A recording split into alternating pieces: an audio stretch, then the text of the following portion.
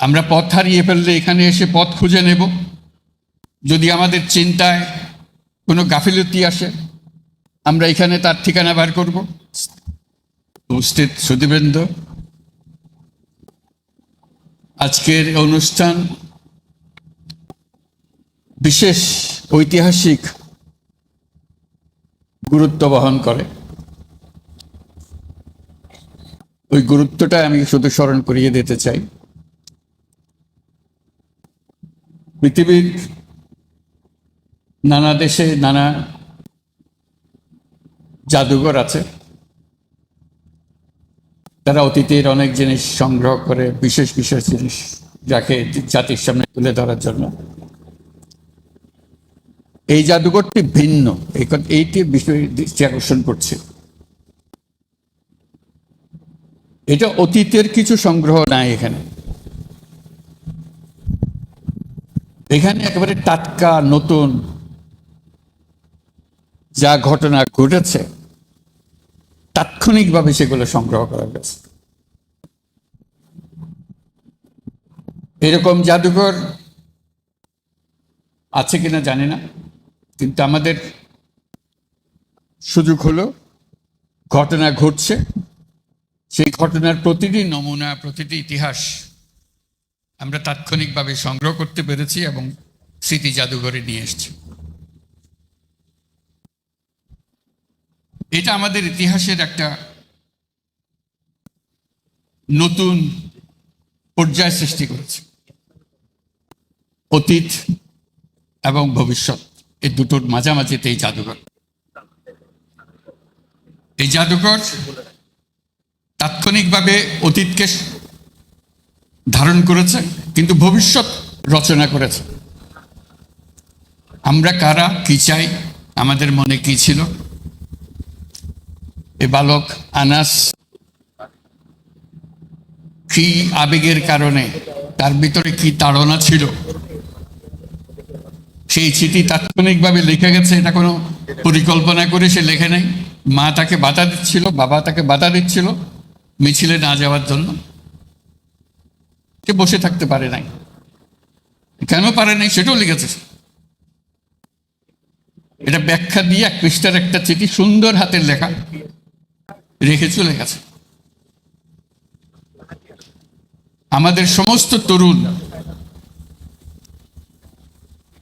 যেন এই চিঠির লেখক হয়।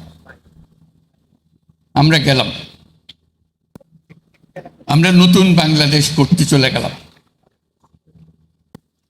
এই হলো এই জাদুঘরের বৈশিষ্ট্য। এখান থেকে নতুন যাত্রাপথ রচনা হবে। আমরা পথ হারিয়ে ফেললে এখানে এসে পথ খুঁজে নেব।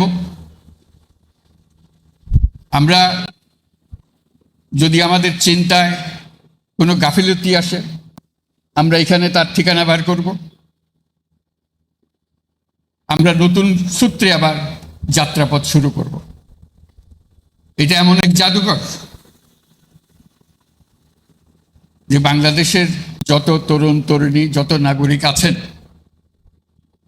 সবাইকে যেন একবার দেখার সুযোগ হয় এবং প্রতিদিন দলে দলে আসবে, দেখবে, নিজের মনের কথা লিখে রাখবে, লিখে জমা দিয়ে যাবে। এখানে তার মনে কি আবেগ এসছে, তার ভবিষ্যৎ কি চিন্তা করে, সেটা লিপিবদ্ধ করে যাবে এবং এটা সারা চত্বরে গমগম করবে।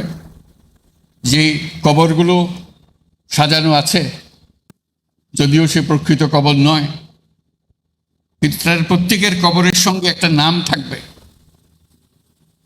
সেই নামটা খুঁজে ইতিহাস বার করবে। এখানে ইতিহাসগুলো থাকবে যে কেন, কিভাবে মারা গেছিল, কোথায় মারা গিয়েছিল, তার ইতিহাসটা কি।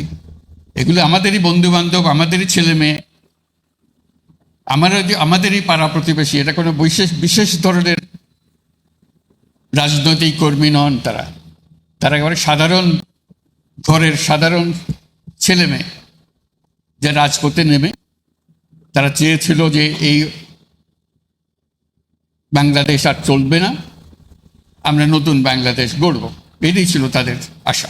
সকল জায়গা থেকে স্কুলের কলেজের ছেলে মেয়েরা আসবে, একটা দিন এখানে কাটাবে এবং তাদের নিজেদের মনের কথা লিখে যাবে যে আমি কি চাই, আমার কি চাহিদা, আমি কি কাজে নিয়োজিত হচ্ছি, নিজেকে নিয়োজিত করছি, সেটা জানিয়ে যাব। এটা সারা দেশের সকল সংস্কৃতির একটা পীঠভূমি হবে। গান বাজনা, গীত, বাক্য, প্রতিকৃতি, আর্ট, সব কিছু এখানে দলে দলে ছেলে মেয়েরা আসবে, লিখে যাবে, দেখাবে, মনের কথা রেখে যাবে। কাজে এটা হলো সেই কেন্দ্রবিন্দু। এটা আমাদের ইতিহাসের